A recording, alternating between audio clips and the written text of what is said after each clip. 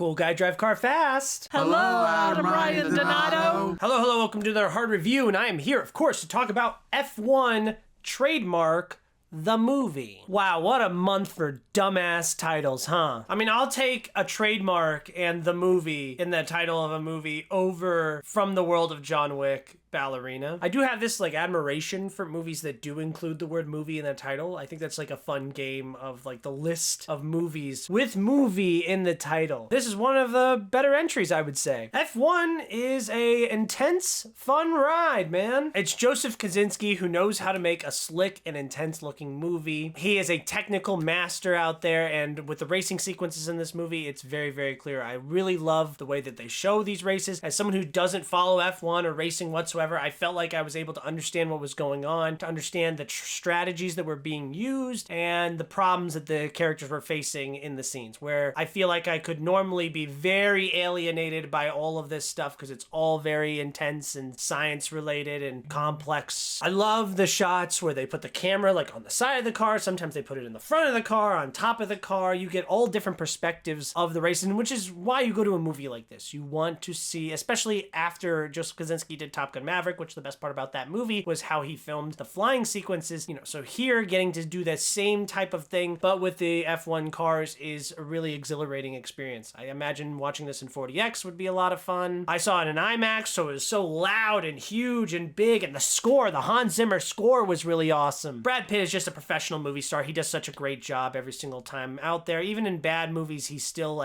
has a base level of quality. World War Z sucks, but Brad Pitt's still Brad Pitt. Charismatic, cool guy, movie star, action man. Here I kind of liked the internal conflict with his character. So it's this kind of stereotypical cliche storyline where, the old guy who was really good when he was younger but didn't quite make it because he was a little bit too big for his britches, and now he's gonna come back and he's got one last shot to win the big old race. But he's got to butt heads with the new young kid on the block who's really giving him a run for his money. So it's old versus young, but they gotta learn to work together so that Brad Pitt can go out and win the race. So narratively, it's not really exciting, but I did there was this conversation, this running theme throughout the movie where they're why are you doing this? Because it's not about the money, and if it's not for the money, then what is it for? And so I really enjoyed the drive. The drive. I really enjoyed the drive that Brad Pitt's character has, how competitive he is, how ambitious that his character is. It was really an infectious feeling. I thought the rest of the supporting cast was really good too. Damson Idris is one that I've not seen before, but he plays the rookie young pup, kind of I'm focused on the limelight and social media, and you coming in here, you old man,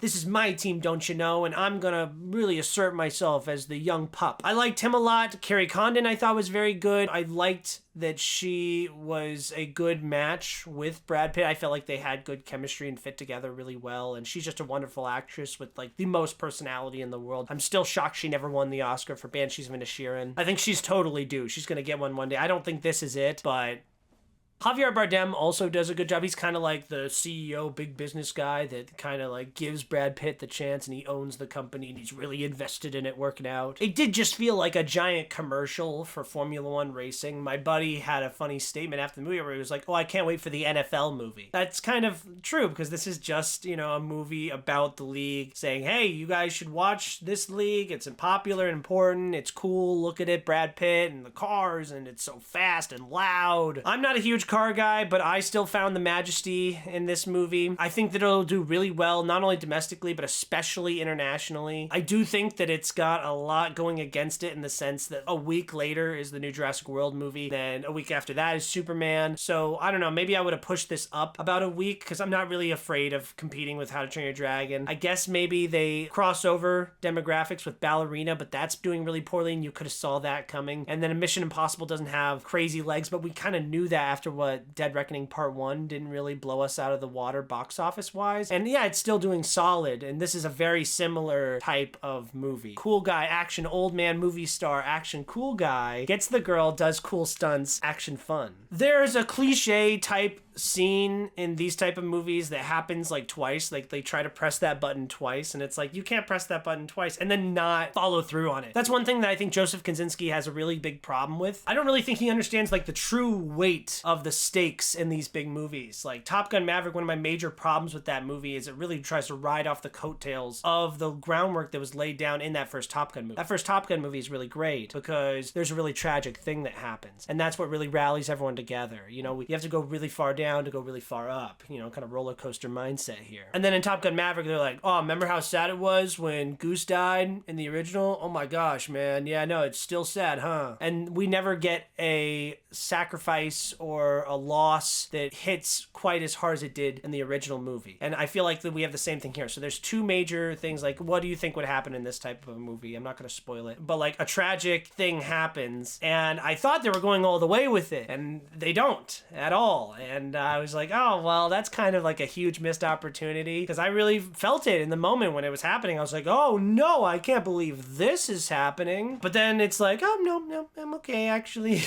And then the same type of thing happens again later, and it's again, no big deal. It's okay. Like, that's a warning. Too many warnings, not enough actual consequences in this movie. And so while I think that Joseph Kosinski really does a great job technically, he makes a beautiful looking movie. It's awesome. It's intense. The action is top notch. But when it comes to story and characters, I feel like there's a ceiling there. You've seen this before. I think that it's a lot better than something like Gran Turismo, but I do think it's a step below something like Ford v Ferrari, which I feel like had more to say and delivered more emotional catharsis throughout. But this should be a premier blockbuster event of the summer. Please go check out this movie. F1, Trademark the Movie, is a 4 out of 5 with a heart. I liked it. It's a good movie, really good, fun time at the theater. Go see it in IMAX, the biggest screen possible. Thank you guys so much for watching this review. Like, comment, subscribe. Why don't you guys tell me what your favorite racing movie is? And I thought a lot about both Cars and Speed Racer during this movie, mostly because I'm a child.